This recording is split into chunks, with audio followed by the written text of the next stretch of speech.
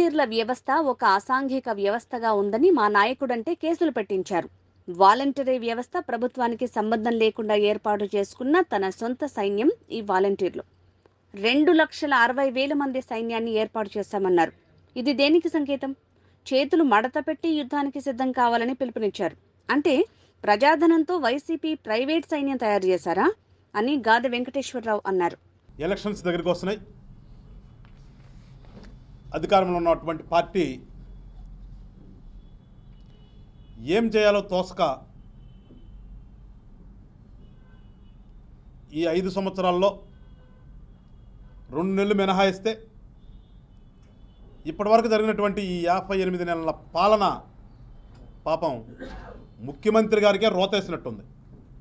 ఒకసారి వెనక్కి తిరిగి చూసుకోమంటారు కదా, ఒకసారి వెనక్కి తిరిగి చూసుకుంటే ఆయన చేసినటువంటి పరిపాలన ఆయనకు కూడా నచ్చిన విధంగా లేదు. అవన్నీ కూడా ప్రెస్టేషన్లో నిన్న చూసాం ఆయన మాటల్లో. మన ఉమ్మడి గుంటూరు జిల్లాలో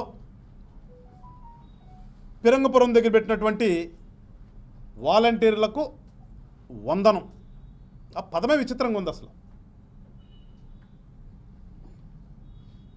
ఇప్పుడు మేము చెప్పాం, మా నాయకుడు చెప్పాడు, ఈ వాలంటీర్ వ్యవస్థ అనేది ఈ రాష్ట్రంలో ఒక అసాంఘిక వ్యవస్థలా తయారయ్యింది, మీరు సరి చేసుకోండి ముఖ్యమంత్రి గారు అని చెప్తే మా నాయకుడి మీద కేసులు పెట్టించారు వాళ్ళతో. అదంతా కూడా కేవలం ప్రభుత్వంతో సంబంధం లేకుండా నీ సొంత కార్యకలాపాలు చేపించుకుంటున్నావు. డేటా అంతా కూడా కలెక్ట్ చేసి ఒక ప్రైవేట్ ఏజెన్సీకి ఇస్తున్నావు.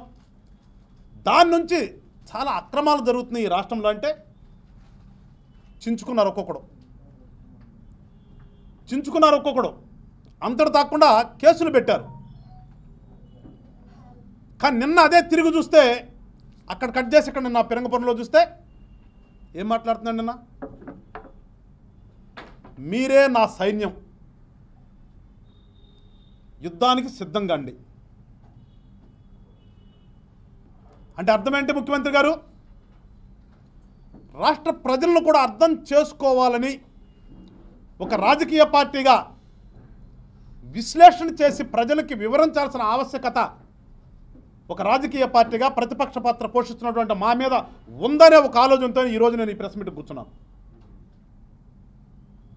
మీరందరూ నా సైన్యం,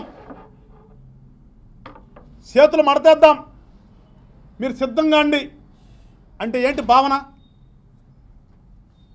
ఒక ముఖ్యమంత్రిగా ఉండి ఇంకా 2 నెలల టైం ముఖ్యమంత్రి హోదాలో ఉండి ఒక అధికారిక సభలో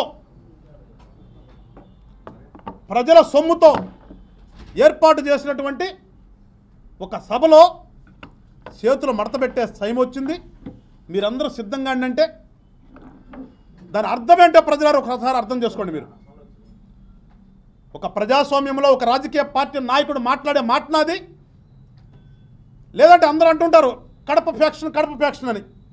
మరి ఆయన కడపలో ఎంత ఫ్యాక్షన్ చేశాడో నాకైతే తెలియదులే, కానీ ఆ కడప ఫ్యాక్షన్ మాటల్లాగానే ఉన్నాయా అవి? ప్రజాస్వామ్య నాయకుల్లాగా ఒక సేవ చేసే రాజకీయ వ్యక్తి మాటల్లాగా ఉన్నాయో ఒకసారి మీరు అర్థం చేసుకోండి. 2,60,000 మంది సైన్యాన్ని ఏర్పాటు చేసుకున్నాను, మీరందరూ కూడా సిద్ధంగా అంటే ఏంటి? రేపు ఎలక్షన్లో ప్రజలను కొడతానుక? లేకపోతే ఎలక్షన్ ప్రక్రియ సక్రమంగా జరగకుండా ప్రజలను ఇబ్బంది పెట్టడానిక? దేనికి సిద్ధం వీళ్ళంతా కూడా? ప్రతి 50 ఏళ్ళకి ఒక మనిషిని పెట్టాను, ఏదో 50 కుటుంబాలకి సేవ చేస్తానని చెప్పినటువంటి ఈ మనిషి ఇవాళ మీరు సిద్ధంగా అండి, సోతులు మడత పెట్టండి అంటే ఈ 50 ఇళ్ళను కూడా ఓట్లు వేయడానికి రానివ్వకుండా మీరే ఓట్లు వేసుకుందాం. మన ఊరిలో సేవ చేసేవాడు చేతులు మడత పెట్టవలసిన అవసరం ఏమొచ్చాయి? ప్రజలు ఒకసారి గమనించండి. ముఖ్యమంత్రి గారి మాటల్లోని అర్థాన్ని ఒకసారి మీరు గమనించండి.